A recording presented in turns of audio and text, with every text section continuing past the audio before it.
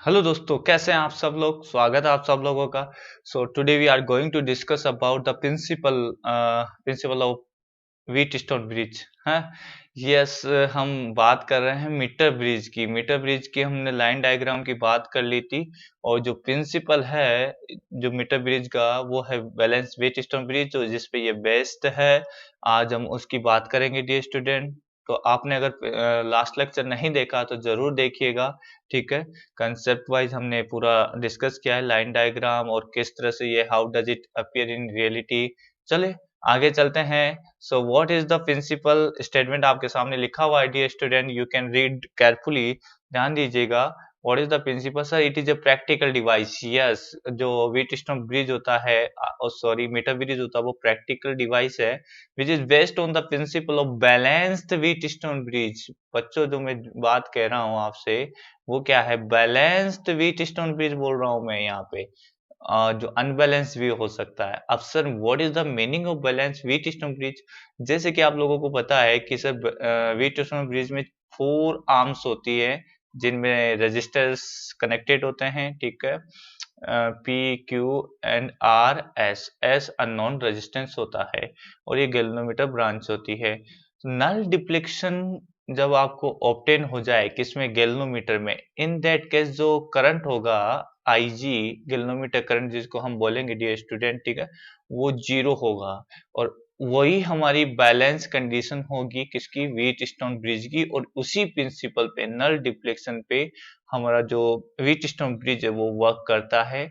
Okay, so in the case of zero deflection, the galvanometer current will be zero and bridge will be balanced. So in that case, you will write, sir, the potential of B and potential of D will be equal. Obviously, जो potential B और potential D है, दोनों का potential same होगा तभी तो current क्या होगा, जीरो। क्यों?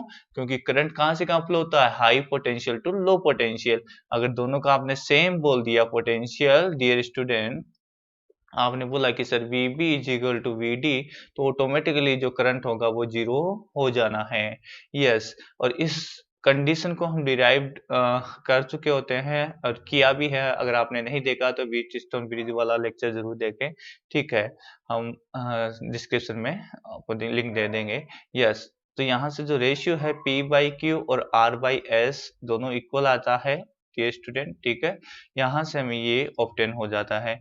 नाउ डियर स्टूडेंट, यहाँ से अब अननोन रेजिस्टेंस हम फाइंड कर सकते हैं S/Q/P। ठीक है, अपोजिट ले जाइएगा इसको इधर और इसको इधर।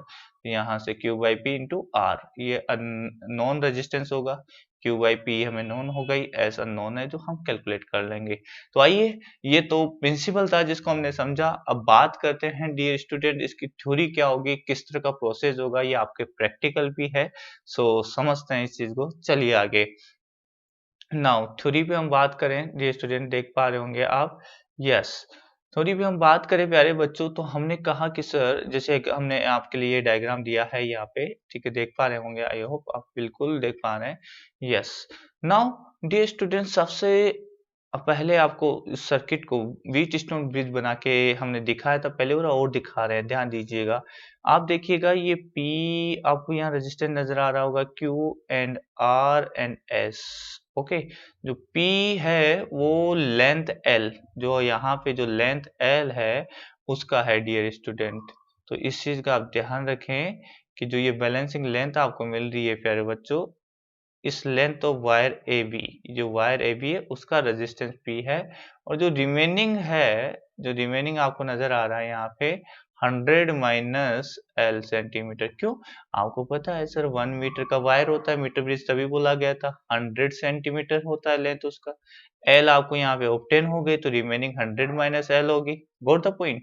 तो सर L का जो रेजिस्टेंस हमने कंसिडर किया P, 100 माइनस का Q, और ये RS और ये गैल्वेनोमीटर ब्रांच। इस तरह से ये PQRS आपको जो अभी अभी हमने दिखाया, ये PQRS और ये गैल्वेनोमीटर ब्रांच, इस तरह से ये मीटर ब्रिज में व्हीटस्टोन बना हुआ है।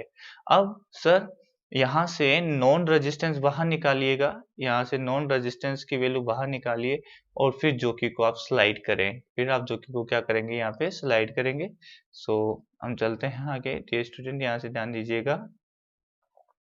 ठीक है। आपने जैसे ही यहाँ से बाहर निकाल लिया नॉन रेजिस्टेंस, ओके, फिर आप क्या करेंगे, सो स्लाइड द जोकी, आपने ये रीड कर लिया होगा केयरफुली, ठीक है, जोकी को स्लाइड करेंगे over metre bridge wire till null deflection is obtain in galvanometer.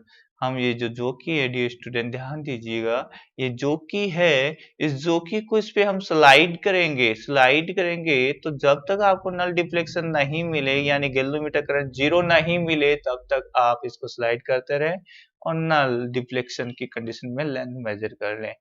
अब हम बोल देते हैं कि सर जो हमने मीटर ब्रिज का वायर लिया है ना, वायर एसी, बहुत इंपॉर्टेंट बात बताने जा रहे हैं, एसी जो आपको वायर है गिवन है dear student, this the wire, ठीक है, ये जो वायर वो यूनिफॉर्म मटेरियल से बना हुआ है, यूनिफॉर्म डेंसिटी ऑफ मटेरियल से बना हुआ है, जिसका सिंपल मीनिंग होता है कि इसका जो कंपोजिशन है वो यूनिफॉर्म है।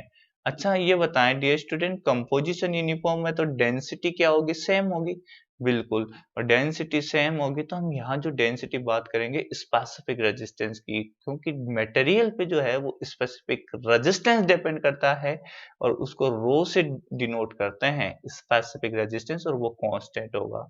ठीक है। दूसरा हमने पॉइंट बोला कि जो एरिया ऑफ क्रॉस सेक्शन है प्यारे बच्चों, जो एरिया ऑफ क्रॉस सेक्शन है वो भी हम कांस्टेंट ले रहे हैं, तो एरिया ऑफ क्रॉस सेक्शन है यहाँ से कांस्टेंट हो गया।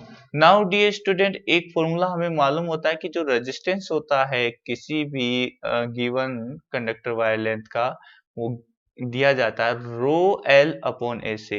अब आपने सर यहाँ पे बैलेंस कर दिया है कौन कौन सी चीज को, एक तो रो को, ए को, बैलेंस मीन्स यहाँ पे यूनिफॉर्म बना दिया, ठीक है, यूनिफॉर्म बना दिया, तो ये जो रेजिस्टेंस है जो भी वायर आपका होगा उसका डायरेक्टली लेंथ के प्रोपोर्शनल होगा।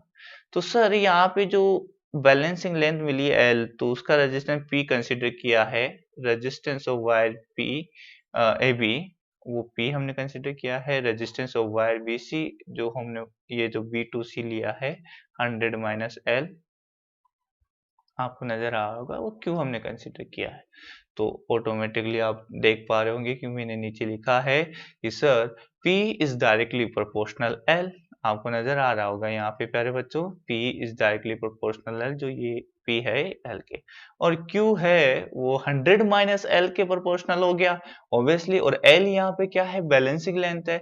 अब इन दोनों का हम रेशियो ले लेंगे Q बाई P, ठीक है, 100 माइनस L अपॉन L, ये इक्वेशन सेकेंड, और इक्वेशन फर्स्ट हमको मिल चुकी थी यहाँ से व्हीटस्टोन ब्रिज कंसेप्ट से, S is equal to Q by P into R. So dear student, अगर हम इसको यहाँ पे पुट करें क्यू बाई बी की वैल्यू, क्यू बाई पी की वैल्यू, तो ये आ जाएगा 100 माइनस एल इंटू आर, और इस तरह से अननोन रेजिस्टेंस हम इजीली फाइंड कर पाएंगे in terms of balancing length और रेजिस्टेंस। तो this is the theory and you can say experiment performing process हो गया, ठीक है।